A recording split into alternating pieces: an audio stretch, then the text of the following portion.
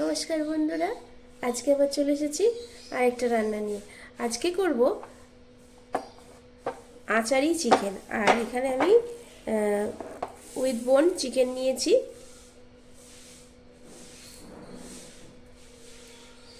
1 kilo আছে এখানে মাংস, মুরগির মাংস।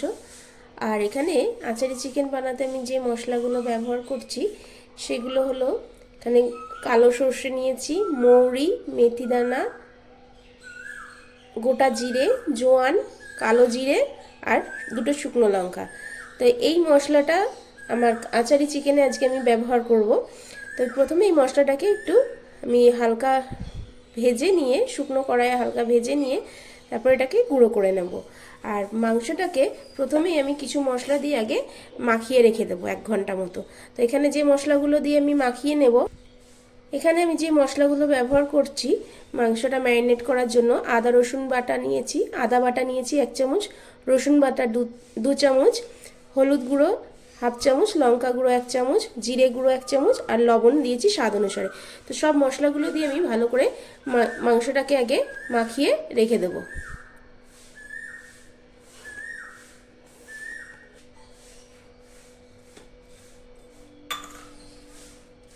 আর এখানে আমি সর্ষের তেল দেবো একটু, মাংসটা ম্যারিনেটের সময়, মাখানোর সময় 1 চামচ মতো আমি সর্ষের তেল দিয়ে দিলাম। দিয়ে এটাকে ভালো করে মাখিয়ে আমি 1 ঘন্টার জন্য রেখে দেব। মাংসটা খুব ভালো মতো মাখানো হয়ে গেছে, আর এটাকে আমি ঢাকা দিয়ে 1 ঘন্টার জন্য রেখে দিচ্ছি। মশলাটা এবার গুঁড়ো করে নেব। এখানে 1 চামচ মৌরি আছে, আর 1 চামচ সর্ষে আছে, 1/2 চামচ মেথি দানা আছে, 1/2 চামচ গোটা জিরে আছে, 1/2 চামচ কালো জিরে আর 1 চামচ জোয়ান আছে। এগুলোকে, আর 2টো শুকনো লঙ্কা আছে, এগুলোকে খুব ভালো করে শুকনো ভেজে নিয়ে এটাকে গুঁড়ো করে নেব।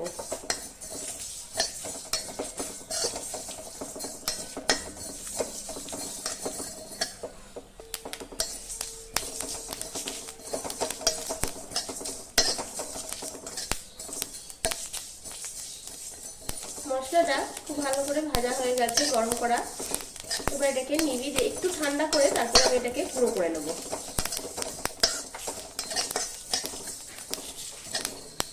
ফিরে এসেছি। আর এবার রান্নাটা শুরু করার জন্য আমি এখানে সর্ষের তেল দিয়ে দেবো কড়াইয়ে। 3 চামচ মতো সর্ষের তেল দিয়ে দেবো। তেলটা খুব ভালো মতো গরম হয়ে গেছে। আর এখানে আমি 4টে পেঁয়াজ নিয়েছি, ওটা কুচিয়ে নিয়েছি, ওটা আমি দিয়ে দেবো তেলের উপর।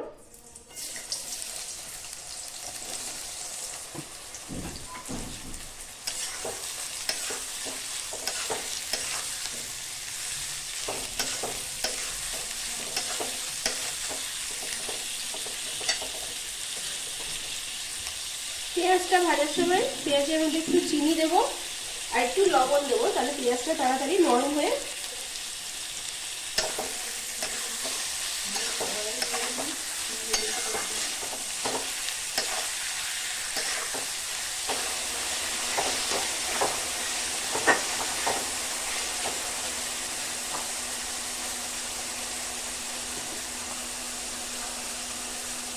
এখানে 6টা মতো কাঁচা লঙ্কা নিয়েছি চিড়ে, ওটা দিয়ে দেবো।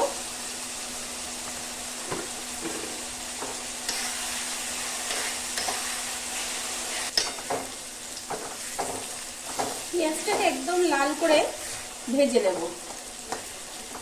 বেশ কিছুটা লাল হয়ে এসছে, আরো একদম লাল করে ভেজে নেব।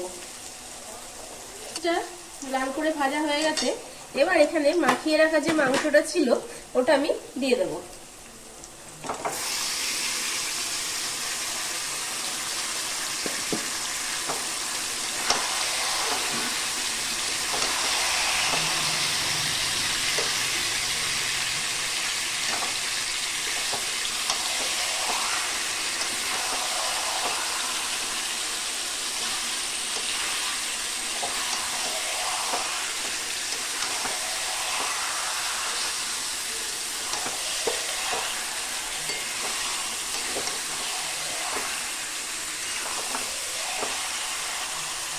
কিন্তু আমি আজকে জল ব্যবহার করব না, এরকম ভাবে কষে কষেই মাংসটাকে রান্না করতে হবে। এখানে যে ভাজা মশলাটা করেছিলাম, আচারের মশলাটা, সেই মশলাটা এখানে এখন 1 চামচ দিয়ে দিলাম।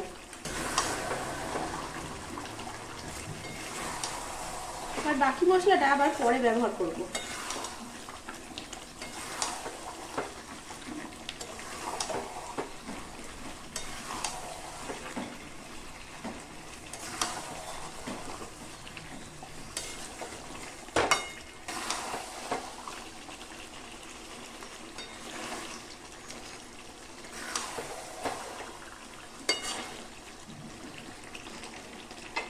গ্যাসের ফ্লেমটা মিডিয়াম টু লো করে ঢাকা দিয়ে দিয়ে মাংসটাকে কষে রান্না করে নেব। 3-4 মিনিট পর মাংসের ঢাকনাটা খুলে দিলাম। দেখুন কতটা জল রিলিজ করেছে।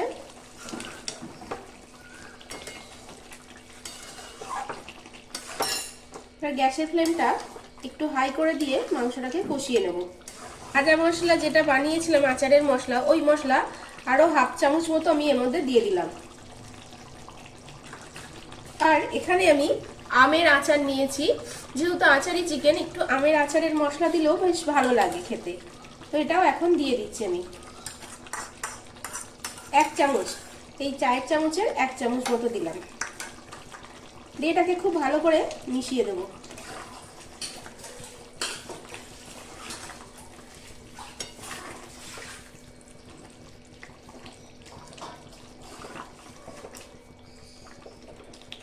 আর এই রান্নাটা পরোটার সাথে খেতে ভীষণই ভালো লাগে।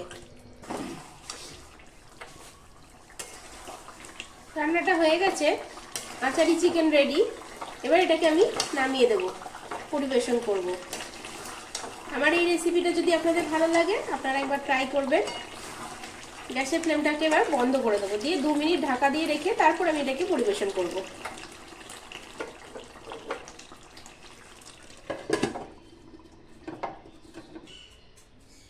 দেখুন বন্ধুরা, তৈরি হয়ে গেছে আচারি চিকেন। আর আমি কত সহজ পদ্ধতিতে বানালাম। আপনাদের যদি এই রেসিপিটা ভালো লেগে থাকে তাহলে আপনারা অবশ্যই একবার বাড়িতে ট্রাই করবেন। আর এটা রুটি পরোটার সাথে ভীষণ ভালো লাগে, বিশেষ করে পরোটার সাথে খেতে ভীষণই ভালো লাগে। তাহলে আজকে এতটুকুই থাকলো, পরের দিন আবার দেখা হবে অন্য এক ভিডিও নিয়ে, অন্য এক রান্না নিয়ে। ভালো থাকবেন, সুস্থ থাকবেন, ধন্যবাদ।